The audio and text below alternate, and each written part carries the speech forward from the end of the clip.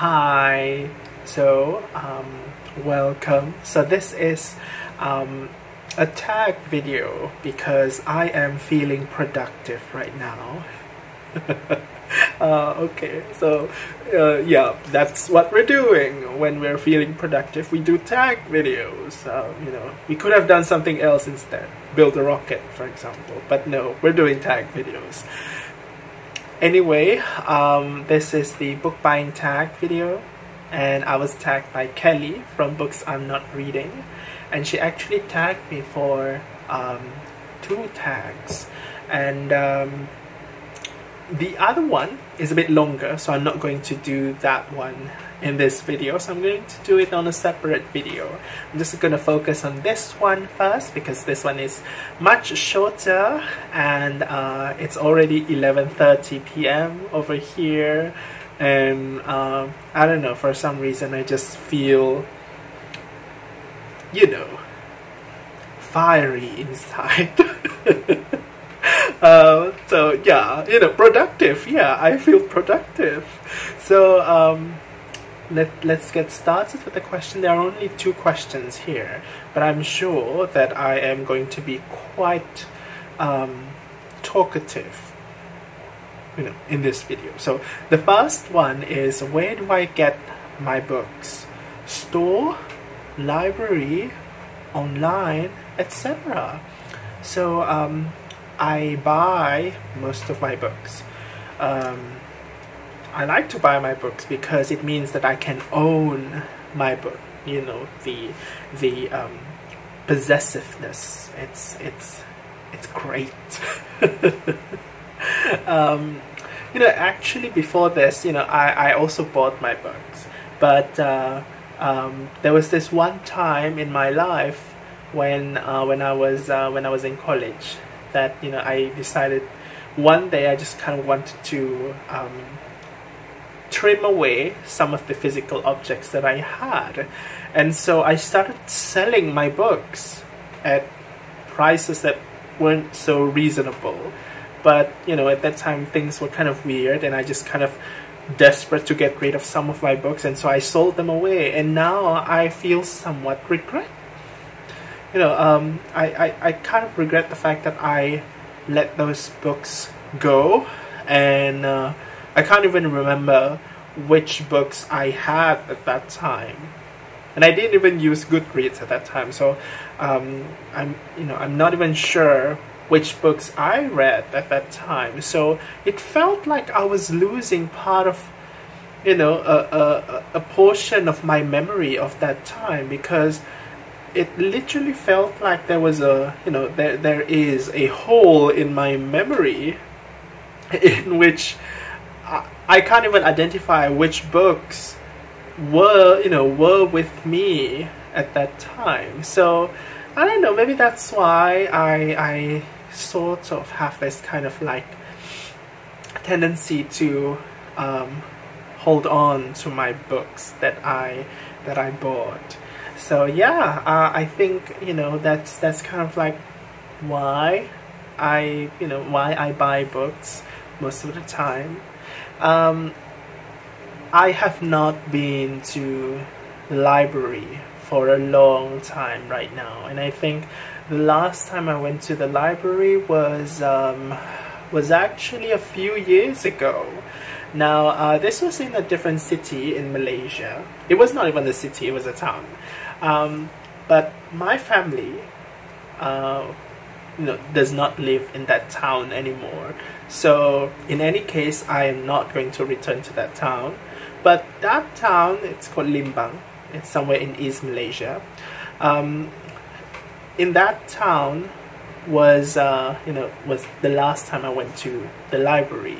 Now the library in Limbang is actually like super tiny. It's just like a room in a building.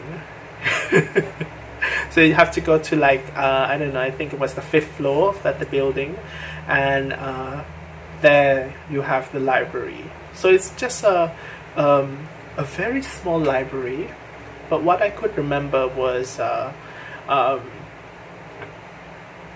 I'm sure there were nice books there, at that time my tastes were not, was not exactly like really expansive. But what I could remember from that library was there were plenty of this romance mass market paperbacks that were sort of yellowed and battered and really old. And I don't have any judgment towards those genres. In fact, I am sort of interested in trying those genres one of these days. But yeah, that was like one thing that I could remember from that library. And when I really like think about other libraries in Malaysia that I've been to, including the first one that I've been to when I was a kid, I think I was 5 at that time, my first time visiting a library. I sort of have similar memories about libraries as well, mass market paperback romance books. So yeah, whenever I see romance MMPs, I would always think of Malaysian municipal libraries, because those, for some reason you see that a lot in libraries. But yeah, honestly, I do want to go to a library. I'm actually living in a city right now, and I'm sure this city has a fairly big, I'm not sure if it's even big, but I suppose was bigger than the Limbang library. But I'm somewhat anxious about visiting that library. And it's not even, the anxiety is not even coming from the fact that there's a pandemic or, something practical like that. It was simply because I've never been to that library before. And for some reason, I always have this fear that if I ever, decide to go to that library one day and I arrive at the gate and suddenly someone at the gate tells me that the library closes that day, and I would feel so embarrassed and so humiliated. That's the source of my anxiety. Not sure if any of you also feels that way, but I have planned a few times already, in some weekends in the past, to go to that library here in Johor Bahru, but I don't know, every time the weekend arrived, I got flaky. So yeah, what should I do? What should I do to make myself feel a little bit more confident to go to that library? Because I really want to visit that library. Yeah, maybe I should just kind of, I don't know, steel myself and yeah, just go.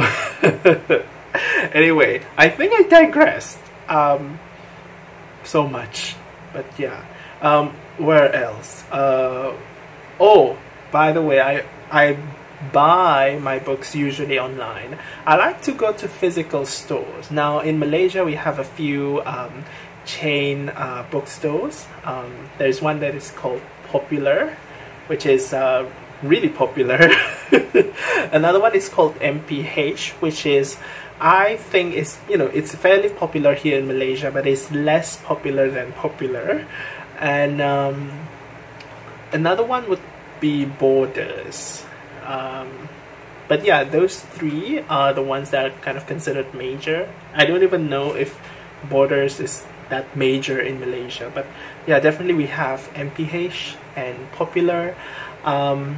In fact, in Johor Bahru, we actually we have a bunch of Popular bookstores in here. So sometimes I would go to one of the branches in the weekends, because I do find it somewhat therapeutic to go to a bookstore and just stroll around in the shop, walk through the aisles, just sort of window shopping. I don't have that much money, so I'm not going to buy a book every single time. But it is sort of calming to just go to the bookstore. Now, I do have a different kind of anxiety when it comes to that kind of bookstore visit, and that is, what if the staff keeps on seeing me every week? What if the staff actually remembers me? Like, and they would probably wonder, who is this person? Like, keep on, going to the bookstore every week. What if they get annoyed? Ridiculous anxiety. But that's what I feel. So I get a lot of my books online, like I said earlier. I got from one of the online shop that I almost always go to is this shop called Books and Bobs, which I think I have sort of mentioned in some of the videos in the past. But this is a second-hand bookstore and sort of independently managed, only in Malaysia.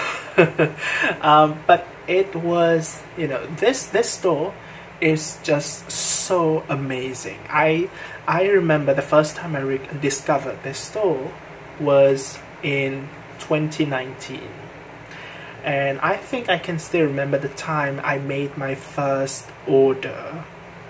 It was, I was at KFC at the time.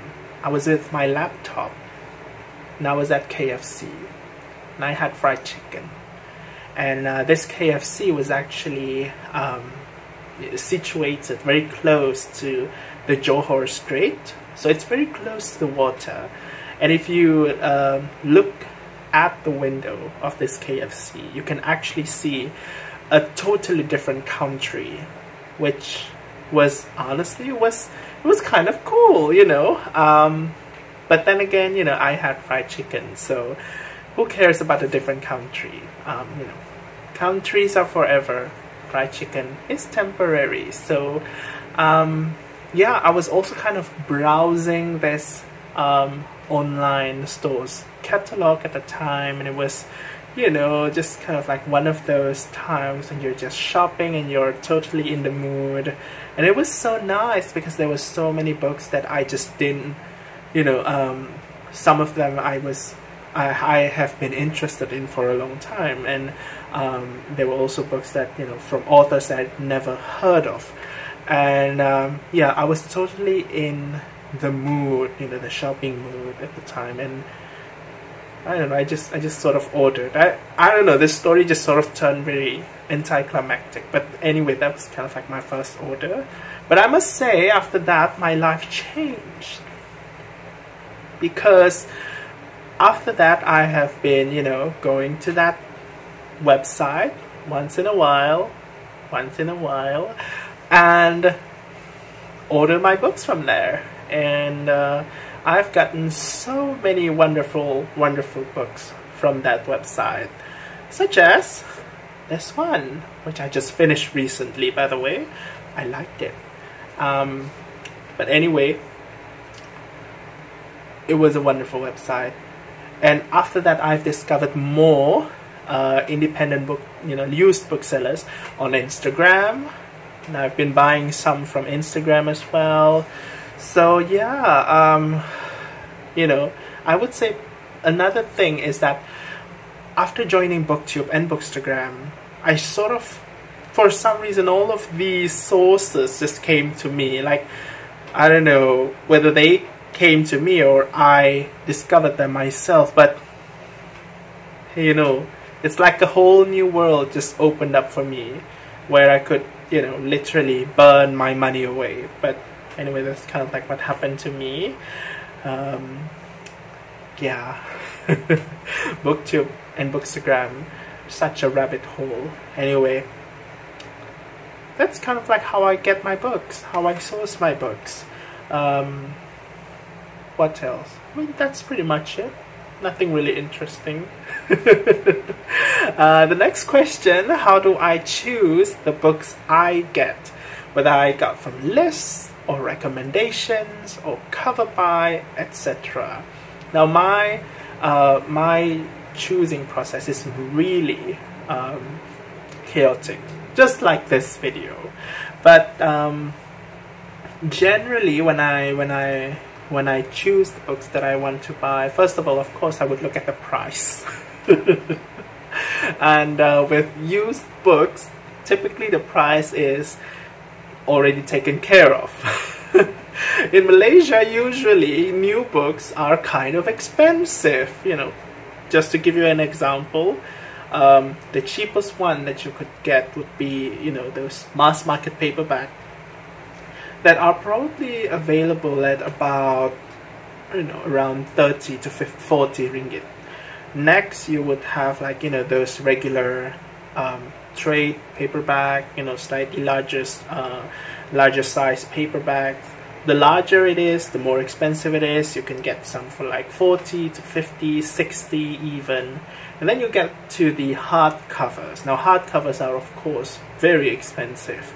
You can get up until, like, you know, starting from 60 ringgit all the way until more than 100 ringgit, of course. So that's kind of like the price range of books in Malaysia, the new books. And it's no wonder that new books are sort of considered as, I don't know, in a way, premium items. I suppose even luxury objects, maybe, even when you compare it with the you know, the earning of a regular Malaysian, so regular Malaysian like me. So yeah, books are expensive here. They are expensive, so that's why I appreciate used books very much. So the price is taken care of if I buy used books. Now the next thing would be, of course, you know, the style of book. Now usually I would go for books that are so-called, you know, quote-unquote literary fiction, because that's kind of like my taste. Occasionally I would try to include, like, maybe when I buy a bunch of books, a batch of 4 to 8, for example, I would try to include like one book that is usually of the style that I've never really tried. I don't know, maybe crime or romance or some fluffy work. I don't know, just for example, you know. And as for the you know, authors, usually I would just sort of get, it doesn't have to be like authors that I kind of familiar with. You know, of course, if I have read something from that author and I like something from that author, I would probably buy more from that author. I try not to buy multiple books from an author that I've not read. I kind of did that before, and it was sort of a mistake, because then I realized that by the time I read one of the books, one of the few books of the authors that I own, and I realized that that book sucked, you know, now I have regrets. I have a bunch of these authors' books, and I have to console myself by saying that, hey, what if the other books by this author, maybe the author has some kind of, you know, change in style or whatever, you know, just sort of some, you know, things, say things to myself to justify my purchase. But I try not to do that now. You know, if I've not read anything by a particular author and I already have one copy of the book by that author, I'm not going to buy more books from that author. Now, the other criterion that I use would be my vibe that I have when I look at the books. Usually, when it comes to books, you know, some people cover buy. Sometimes I do that, but you know, I personally would sort of title buy. You know, I am sort of drawn towards titles that are vague, but and simple. But there are certain titles that just sort of have this vibe that, you know, you just don't feel that you just feel like you're not resonating with. You know, there are certain titles that you just feel like it's so not you. In that case, I would just kind of, you know, put it down on my to buy list, at the bottom. Whereas books that have titles that, I don't know, just sort of intrigues me, like, just kind of give you some example of the titles that intrigued me. Like this one, for example, this one intrigued me because it has the word career.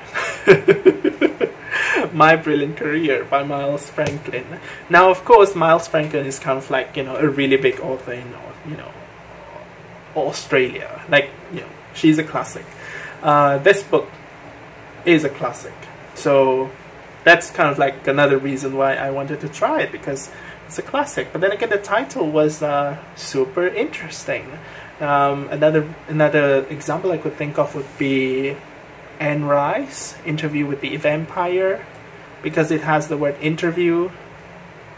I don't know, maybe I have a pattern, interview, career. I'm not that kind of a person, but but yeah, I got Interview with the Vampire because it had the word interview and it was combined with vampire. So yeah, it could be interesting, although I just sort of DNF'd that book last week. So sometimes title buy does not work. Yeah, so I think a big part of my choosing process would definitely be the vibes that I get from the books as I'm browsing through the shelves, looking at the catalogs online. If I feel that certain book would probably be my next favorite book, then I would get it. If I could imagine myself say to another person later, maybe 1 month or 1 year down the line, me declaring to that person, this book is something that has changed my life, and I feel that the title could really roll off the tongue when mixed with that sentence, then I would get the book.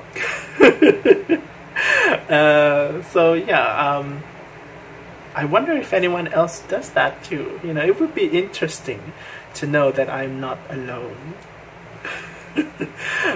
So yeah, how else do I choose the books? I mean, the vibes is definitely the major way. Lately, because of this whole booktube and bookstagram thing, I've been sort of I don't exactly keep up on the awards, the long list and short list, but sometimes you just sort of get inundated by all of those. And you naturally know about them, and you naturally have your interest piqued by some of these videos and posts. And yeah, of course, I think this is probably how I got interested in No One Is Talking About This, a book by Patricia, Lockwood. I just thought that the cover was so beautiful.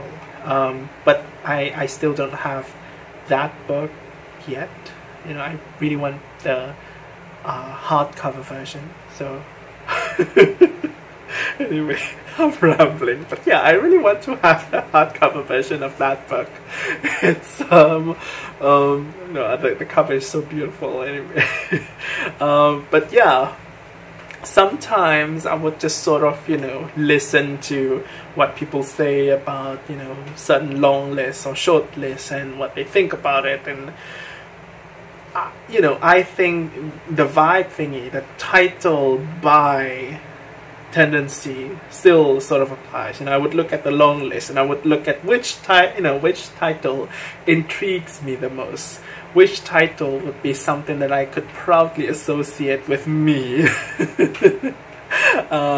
Me as the proud reader of that book. So it sort of happens like that. My book buying process. And yeah, what else? Yeah, I guess that's it for this video. I think it's fairly long for 2 questions. I don't know what exactly happened in the within these I don't know, 25 minutes, but I hope you enjoy this. And I'll see you again in a different video. So until then, take care. Thanks for watching. And oh, by the way, before I stop, I just kind of want to tag everybody. I'm tagging you, including you who don't have a channel, because it means you can answer this question in the comments below, you know, increase my engagement or something. Anyway, bye.